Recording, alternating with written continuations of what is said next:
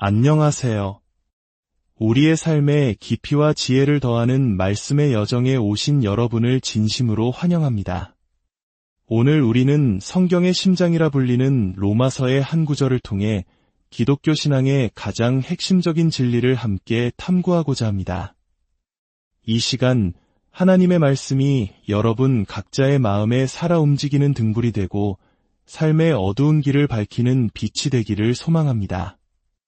혹시 오늘의 말씀이 여러분의 마음에 큰 울림과 위로를 준다면 구독과 좋아요를 통해 이 은혜로운 나눔에 동참해 주시길 부탁드립니다. 여러분의 작은 관심과 참여는 이 귀한 생명의 복음이 절실히 필요한 다른 영혼들에게 흘러가는 통로가 될 것입니다. 여러분의 삶 가운데 주님의 크신 평안과 축복이 늘 함께하기를 기도합니다. 이제 사도 바울이 기록한 로마서 3장 23절부터의 말씀을 함께 나누겠습니다. 모든 사람이 죄를 범하였음에 하나님의 영광에 이르지 못하더니 그리스도 예수 안에 있는 속량으로 말미암아 하나님의 은혜로 값없이 의롭다 하심을 얻은 자 되었느니라. 이 예수를 하나님이 그의 피로써 믿음으로 말미암는 화목제물로 세우셨으니 이는 하나님께서 길이 참으시는 중에 전에 지은 죄를 간과하심으로 자기의 의로우심을 나타내려 하심이니 곧 이때에 자기의 의로우심을 나타내사 자기도 의로우시며 또한 예수 믿는 자를 의롭다 하려 하심이라. 그런즉 자랑할 데가 어디냐 있을 수가 없느니라. 무슨 법으로냐 행위로냐 아니라 오직 믿음의 법으로니라. 사랑하는 여러분, 방금 우리가 읽은 이 구절은 수많은 신학자와 학자들이 성경 전체에서 가장 중요한 부분이라고 주저없이 꼽는 말씀입니다. 만일 성경의 모든 부분이 사라지고 단 한 부분만 남겨야 한다면 바로 이 구절을 선택하겠다고 말하는 이들도 있습니다. 도대체 이 짧은 구절 안에 얼마나 중요하고 심오한 진리가 담겨 있기에 그러할까요? 오늘 우리는 이 말씀 속으로 깊이 들어가 복음의 정수를 발견하게 될 것입니다. 혹시 또 복음에 대한 이야기인가? 나는 좀 더 깊이 있는 것을 기대했는데라고 생각하는 분이 계시다면 바로 그 생각이 우리가 복음에 대해 얼마나 오해하고 있는지를 보여주는 증거일 수 있습니다. 예수 그리스도의 복음보다 더 위대하고 더 깊고 더 광대한 진리는 이 세상에 존재하지 않습니다. 오늘날 서구 사회를 비롯한 많은 곳에서 복음은 몇 가지 영적인 법칙이나 하나님이 당신에게 알려주고 싶은 5가지 사실 정도로 축소되어 버렸습니다. 그 결과 우리는 진정한 복음의 영광을 놓치고 그 안에서 참된 기쁨을 누리지 못하고 있습니다. 우리 시대 교회가 마주한 가장 큰 과제는 새로운 복음을 만들어내는 것이 아니라 우리가 잊어버렸던 바로 그 복음을 재발견하는 것입니다. 저는 이렇게 비유하곤 합니다. 주님께서 다시 오시는 그날 우리는 재림에 관한 모든 것을 완벽하게 이해하게 될 것입니다. 하지만 우리가 천국에서 영원의 영혼을 보낸다 할지라도 예수 그리스도의 복음이 얼마나 풍성하고 깊은지는 그 시작조차 온전히 파악하지 못할 것입니다. 그것이 바로 복음의 신비입니다. 저의 간절한 소망은 여러분 삶의 가장 큰 열정이 그리스도라는 인격, 그리고 그분을 통해 하나님께서 우리에게 행하신 놀라운 일이 되는 것입니다. 그 복음의 불꽃이 여러분의 마음속에서 활활 타오를 때 우리는 더 이상 인위적인 흥분이나 세상적인 즐거움을 찾아 헤맬 필요가 없을 것입니다. 그리스도와 복음을 아는 지식에서 비롯된 참된 불길이 우리 안에 있기 때문입니다. 자, 말씀은 이렇게 시작합니다. 모든 사람이 죄를 범하였음에 우리는 오늘날 죄라는 단어를 너무 가볍게 여깁니다. 하지만 죄의 의미를 제대로 이해하지 않고서는 예수 그리스도의 복음을 결코 이해할 수 없습니다. 죄를 짓는다는 것은 단순히 관역을 빗나가는 것을 의미합니다. 있어야 할 자리에서 벗어난 상태입니다. 우리가 누구를 향해 죄를 지었는지를 생각해보면 이는 실로 끔찍한 일입니다. 과거 청교도들은 이렇게 말했습니다. 당신은 작은 마을의 시장이나 하찮은 관리를 거역한 것이 아니다. 당신은 영광의 하나님, 그의 위대함과 선하심과 사랑이 완벽한 경배와 순종을 받기에 합당하심을 증명하는 그 하나님께 죄를 지었다. 하지만 저를 포함한 모든 인간은 그분에게서 등을 돌렸습니다. 한번 상상해 보십시오. 창조의 날, 하나님께서 태양에게 저 자리에 있으라 명하시자 태양은 순종했습니다. 별들에게 각자의 자리를 찾아 하늘에 머물라 하시니 별들 또한 순종했습니다. 행성들에게 정해진 궤도를 따라 움직이라 명하시자 그들도 순종했습니다. 산들은 솟아오르고 골짜기는 낮아지라는 명령에 복종했으며 거대한 바다를 향해 여기까지 와서 더는 넘지 말라고 경계를 정하시자 바다도 그 말씀에 순종했습니다. 온 우주 만물이 창조주의 목소리에 귀 기울이고 순종합니다. 그런데 바로 그 하나님께서 당신을 보시며 내게로 오라고 말씀하실 때 우리는 싫습니다 라고 대답합니다. 우리의 죄는 너무나 끔찍해서 온 창조 세계가 우리가 정죄받아 마땅하다는 사실의 증인으로 서 있습니다. 현대 사회에서는 듣기 불편한 이야기일지 모릅니다. 하지만 이것은 진리입니다. 인간의 죄가 얼마나 깊고 어두운지를 깨닫지 못한다면 복음 속에 나타난 하나님의 영광 또한 결코 이해할 수 없습니다. 낮 동안 하늘의 별들은 다 어디로 갔을까요? 강렬한 햇빛 때문에 우리는 별들을 볼 수 없습니다. 그 영광을 찾을 수조차 없죠. 하지만 칠흑같이 어두운 밤하늘이 찾아오면 비로소 별들은 그들의 영광을 온전히 드러냅니다. 마찬가지로 우리 자신의 죄라는 칠흑 같은 어둠을 배경으로 하지 않고서는 예수 그리스도의 복음이 얼마나 찬란하게 빛나는 영광인지 깨달을 수 없습니다. 성경은 말합니다. 의인을 위하여 죽는 자가 쉽지 않고 선한 사람을 위하여 용감히 죽는 자가 혹 있거니와 우리가 아직 죄인 되었을 때에 그리스도께서 우리를 위하여 죽으심으로 하나님께서 우리에 대한 자기의 사랑을 확증하셨느니라. 그분은 우리 때문에 오신 것이 아니라 우리에도 불구하고 오셨습니다. 이 사실을 깊이 깨달을수록 우리는 그분을 더욱 사랑하게 됩니다. 예수님께서 죄 많은 여인에 대해 하신 말씀을 기억하십니까? 그녀는 많이 사랑하는구나. 이는 그녀의 많은 죄가 용서받았기 때문이다. 우리가 마땅히 해야 할 만큼 그리스도를 사랑하지 못하는 이유는 우리가 얼마나 큰 용서를 받았는지 깨닫지 못하기 때문입니다. 그리고 우리가 얼마나 큰 용서를 받았는지 깨닫지 못하는 이유는 인간의 죄성이라는 어두운 장막을 열고 그 실체를 직시하기를 거부하기 때문입니다. 우리 자신과 우리 사회의 깊은 타락을 마주할수록 우리는 하나님께서 예수 그리스도 안에서 우리를 위해 행하신 일에 경이로움과 영광을 돌리게 됩니다. 인간의 죄를 들여다보는 것 자체가 목적이 되어서는 안 됩니다. 그것은 우리를 절망으로 이끌 뿐입니다. 우리가 우리의 죄를 바라보는 이유는 그 죄를 통해 우리를 구원하실 그분께로 나아가기 위함입니다. 사도 바울은 이것이 바로 율법의 목적이라고 말합니다. 율법은 결코 우리를 구원하기 위해 주어진 것이 아닙니다. 율법은 우리의 죄를 보여주는 거울과 같습니다. 우리 스스로는 결코 자신을 구원할 수 없다는 사실을 깨닫게 하여 우리로 하여금 그리스도께 달려가게 만드는 역할을 합니다. 십계명을 보면 앞부분은 하나님에 대한 인간의 의무를, 뒷부분은 사람에 대한 인간의 의무를 다룹니다. 많은 사람들은 이웃에게 선을 행하기 때문에 자신이 하나님 앞에서 유롭다고 생각합니다. 하지만 죄는 근본적으로 하나님과의 관계에서 정의됩니다. 당신이 이웃에게 아무리 잘한다 할지라도 당신을 만드시고 매 순간 숨쉬게 하시는 하나님을 철저히 무시하고 그분께 반역한다면 당신은 이미 죄 가운데 있는 것입니다.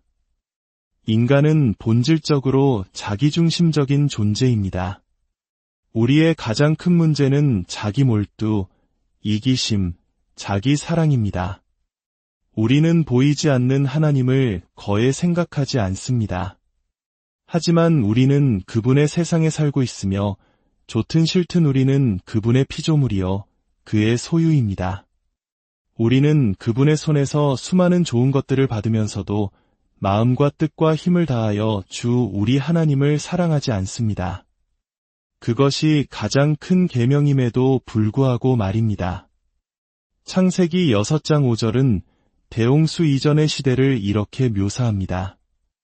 여호와께서 사람의 죄악이 세상에 가득함과 그의 마음으로 생각하는 모든 계획이 항상 악할 뿐임을 보시고 노아의 홍수가 끝난 후에도 상황은 달라지지 않았습니다. 창세기 8장 21절에서 하나님은 말씀하십니다. 사람의 마음이 계획하는 바가 어려서부터 악함이라 어린아이에게 이기적이 되라고 가르칠 필요가 있습니까? 거짓말하는 법을 열심히 훈련시켜야 하나요? 아닙니다. 사회가 그들에게 영향을 미치기도 전에 아이들은 이미 자기중심적인 모습을 보입니다. 장난감 하나를 두고 다투는 아이들의 모습은 인류의 역사를 축소해 놓은 것과 같습니다. 인류의 역사를 보십시오. 평화가 있었던 적이 있습니까? 한 철학자는 총소리가 들리지 않는다면 그것은 모두가 재장전하고 있기 때문일 뿐이다 라고 말했습니다. 인간이 인간에게 저지르는 잔혹한 행위들을 보십시오. 자연 속의 맹수들조차 동족에게 이토록 잔인하지는 않습니다. 우리에게 무슨 문제가 있는 것일까요? 이사야 64장 6절은 이렇게 말합니다. 무릇 우리는 다 부정한 자 같아서 우리의 의는 다 더러운 옷 같으며 세상의 거의 모든 종교는 행위에 기반합니다. 만약 당신이 오늘 죽는다면 천국에 갈 수 있느냐고 물었을 때 대부분의 사람들은 나는 선하게 살려고 노력했고 큰 죄를 짓지 않았기 때문이라고 대답할 것입니다. 하지만 하나님은 완벽하게 의로우신 분이며 우리는 그렇지 않습니다. 인간의 가장 큰 문제가 무엇인지 아십니까? 바로 하나님이 선하시다는 사실입니다. 범죄자는 부패한 판사를 두려워하지 않습니다. 돈으로 매수할 수 있기 때문입니다. 범죄자는 선하고 정의로운 판사를 두려워합니다. 우리의 가장 큰 문제는 우리가 선하지 않기 때문에 선하신 하나님 앞에 서야 한다는 것입니다. 하나님의 계명들을 보십시오. 내 부모를 공경하라, 살인하지 말라, 간음하지 말라, 도둑질하지 말라, 거짓 증거하지 말라. 이 계명들 중 무엇이 잘못되었습니까? 이것들은 모두 선한 법입니다. 그렇다면 우리는 이 선한 법에 순종하기를 그토록 싫어할까요? 우리 자신이 선하지 않기 때문입니다. 우리의 상태는 로마서 3장 10절 이하에 명확히 기록되어 있습니다.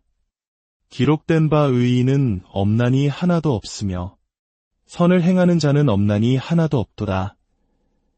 아담과 하와가 하나님의 임재 앞에서 쫓겨나기까지 몇 번의 죄를 지었습니까? 단 한 번이었습니다. 그렇다면 당신은 몇 번이나 죄를 지었습니까? 셀 수조차 없을 것입니다. 19절은 율법의 목적을 다시 한번 강조합니다. 이는 모든 입을 막고 온 세상으로 하나님의 심판 아래에 있게 하려 함이라. 하나님께서 우리의 죄를 지적하시는 것은 친절한 목적을 가집니다. 바로 우리의 입을 막아 그분 앞에서 자랑하지 못하게 하시려는 것입니다. 율법이라는 울타리로 우리를 가두어 우리 스스로를 구원할 수 없음을 깨닫게 하시고 인간적인 모든 공로와 희망을 차단하여 유일한 길이요 진리요 생명이신 예수 그리스도께로 우리를 내모시는 것입니다. 이제 이 어두운 현실 속에서 놀라운 반전이 일어납니다. 24절입니다. 그리스도 예수 안에 있는 속량으로 말미암아 하나님의 은혜로 값없이 의롭다 하심을 얻은 자 되었느니라. 의롭다 하심을 얻는다는 것은 법정 용어입니다. 죄를 짓고 정죄받아 마땅한 인간을 향해 하나님께서 법적으로 너는 의롭다고 선언하시는 것을 의미합니다. 한 사람이 예수 그리스도를 믿는 그 순간 하나님은 그 사람을 의로운 존재로 간주하시고 그렇게 대우하십니다. 그런데 이 의로움은 값없이 선물로 주어집니다. 여기에 기독교의 독특성이 있습니다. 세상의 모든 종교는 행위의 종교입니다. 내가 무언가를 해야 구원을 얻는다고 가르칩니다. 하지만 진정한 기독교 신앙은 은혜의 종교입니다. 진정한 그리스도인에게 당신은 어떻게 천국에 갑니까? 라고 물으면 그는 이렇게 대답할 것입니다. 저는 죄 가운데 태어났고 하나님의 모든 법을 어겼으며 가장 큰 심판을 받아 마땅한 자입니다. 하지만 저는 천국에 갑니다. 저의 공로 때문이 아니라 다른 한 분, 바로 나의 주 예수 그리스도의 공로와 의로움에 근거하여 갑니다. 그렇다고 해서 그리스도인이 마음대로 죄를 지으며 살아도 된다는 뜻은 결코 아닙니다. 칭의가 죄의 정죄 문제를 해결한다면 거듭남은 죄의 권세 문제를 해결합니다. 예수 그리스도를 믿는 사람은 성령으로 다시 태어나 새로운 피조물이 되며 새로운 삶의 방식을 살아가게 됩니다. 열매를 보아 그 나무를 알 수 있는 것과 같습니다. 이제 우리는 성경 전체를 관통하는 가장 위대한 신학적 질문에 도달합니다. 바로 하나님의 딜레마입니다. 하나님은 어떻게 공의로우시면서 동시에 죄인을 용서하실 수 있을까요? 만약 당신의 가족이 살해당했고 그 범인이 법정에서 판사로부터 나는 사랑이 많은 판사이니 너를 용서한다. 자유롭게 가라는 말을 듣는다면 당신은 그 판사를 훌륭하다고 칭송하겠습니까? 아닐 것입니다. 당신은 그 판사가 범죄자보다 더 사악하다고 외치며 정의를 요구할 것입니다. 하물며 온 세상의 심판장이신 하나님께서 어떻게 불의를 눈감아 주실 수 있겠습니까? 잠언 17장 15절은 악인을 의롭다 하는 자는 여호와께 미움을 받느니라고 말합니다. 그런데 로마서는 하나님께서 바로 그 일, 즉 악인을 의롭다 하신다고 선언합니다. 어떻게 하나님은 스스로에게 가증한 일을 행하시면서도 거룩하실 수 있을까요? 단 한 가지 방법밖에는 없습니다. 하나님 자신이 친히 그 악인의 죄와 형벌을 짊어지고 그를 대신하여 죽으심으로 하나님의 공의를 완전히 만족시키시는 것입니다. 그리고 그로써 하나님 자신이 의로우시면서 또한 죄인을 의롭다 하실 수 있는 길을 여시는 것입니다. 이것이 바로 갈보리 십자가 위에서 일어난 일입니다. 우리는 십자가를 이해할 때 그것이 단지 로마 병사들이 예수님께 가한 고통이라고 생각해서는 안 됩니다. 십자가의 핵심은 하나님 아버지께서 아들 예수님께 행하신 일입니다. 예수님께서 십자가에서 나의 하나님, 어찌하여 나를 버리셨나이까 라고 부르짖으셨을 때 그것은 하나님께서 아들의 고통을 참아 보지 못해 고개를 돌리신 것이 아니었습니다. 그것은 진정한 버림받음, 즉 우리의 죄를 대신하여 하나님으로부터 완전한 분리를 경험하신 것입니다. 겟세마네 동산에서 예수님께서 피땀 흘리며 기도하실 때 그분이 마셔야 했던 잔은 무엇이었을까요? 그것은 로마의 십자가에 대한 두려움이 아니었습니다. 수많은 초대교회 순교자들은 찬송을 부르며 기쁘게 십자가형을 당했습니다. 그런데 구원의 창시자이신 예수님께서 그들보다 더 두려워하셨다는 것이 말이 됩니까? 그 잔에 담겨 있었던 것은 바로 우리의 죄에 대한 하나님의 남김없는 진노였습니다. 거룩하신 그분이 우리의 죄를 짊어지셔야 했고 아버지로부터 버림받으셔야 했습니다.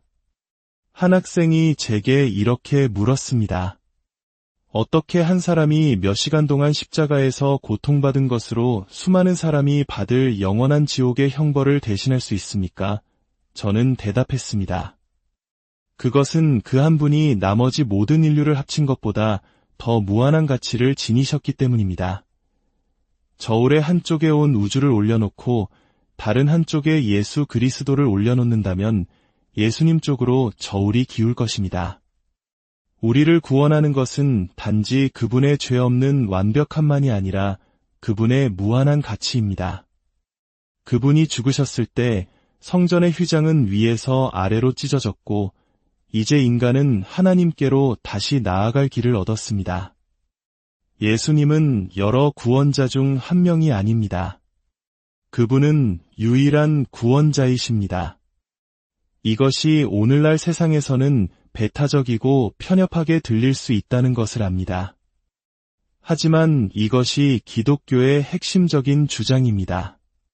그분은 유일한 길이요, 진리요, 생명이십니다. 그러므로 성경은 모든 사람에게 회개하고 복음을 믿으라고 명령합니다. 회개란 생각의 완전한 전환을 의미합니다. 사도 바울을 보십시오. 그는 예수를 신성 모독자라 믿었고 그리스도인들을 박해했습니다. 그러나 다메섹 도상에서 부활하신 주님을 만났을 때 그의 세계관은 완전히 산산조각 났습니다. 그가 신성 모독자라 여겼던 분이 메시아였고 그가 죽이려던 사람들이 하나님의 백성이었습니다. 그의 생각이 바뀌자 그의 모든 삶이 바뀌었습니다. 믿음이란 무엇일까요? 한 철골 노동자의 비유를 들어보겠습니다. 수십 층 높이의 건물 위 좁은 철골 위를 걷는 노동자가 있었습니다. 그는 자신만만하게 걷다가 미끄러운 곳을 밟고 균형을 잃었습니다. 수백 미터 아래로 떨어져 죽을 찰나 그는 옆에 있던 기둥을 필사적으로 붙잡았습니다. 자기 자신에 대한 모든 자신감은 사라지고 오직 그 기둥만이 자신의 유일한 살길임을 알았기에 온 힘을 다해 붙잡았습니다. 다른 동료들이 와서 그의 손을 떼어내려 해도 뗄 수 없을 정도로 꽉 붙잡았습니다. 그 기둥 없이는 구원이 없다는 것을 알았기 때문입니다. 그리스도를 믿는다는 것이 바로 이것입니다. 그분 외에는 다른 어떤 구원의 길도 없음을 깨닫고 나의 선행이나 종교적인 노력 같은 헛된 희망을 모두 버리고 오직 예수 그리스도라는 인격과 그분의 사역에 내 온 존재를 던져 위탁하는 것입니다. 제가 만약 지금 죽는다면 저는 천국에 갈 것입니다. 그것은 제가 선교사로 일하거나 가난한 이들을 도왔기 때문이 아닙니다. 오직 2000년 전 예수 그리스도께서 저와 같은 죄인을 위해 죽으셨고 저는 그분을 신뢰하기 때문입니다. 이것이 복음의 전부입니다. 당신의 마음이 이 진리 앞에서 흔들리고 그리스도에 대해 더 알고 싶으시다면 이 말씀을 깊이 묵상해 보십시오. 그리스도께서는 죄인을 부르러 오셨습니다. 자신이 구원받아야 할 죄인임을 인정하는 사람만이 구원의 은혜를 받을 수 있습니다. 기도하겠습니다. 아버지 하나님, 오늘 저희에게 생명의 말씀을 허락하시니 감사합니다. 이 놀라운 복음의 진리가 오늘 말씀을 듣는 모든 이들의 마음속 깊이 새겨지게 하여 주옵소서. 우리 자신의 연약함과 죄성을 정직하게 바라보게 하시고 그럴수록 우리를 위해 십자가에서 모든 것을 내어주신 예수 그리스도의 사랑이 얼마나 크고 놀라운지 깨닫게 하옵소서. 우리의 구원이 우리의 행위나 노력에 있지 않고 오직 하나님의 값없는 은혜에 있음을 믿고 감사하게 하옵소서. 이 믿음 위에서 새로운 삶을 살아가도록 우리 각 사람을 붙들어 주시옵소서. 이 모든 말씀, 우리를 구원하신 주 예수 그리스도의 이름으로 기도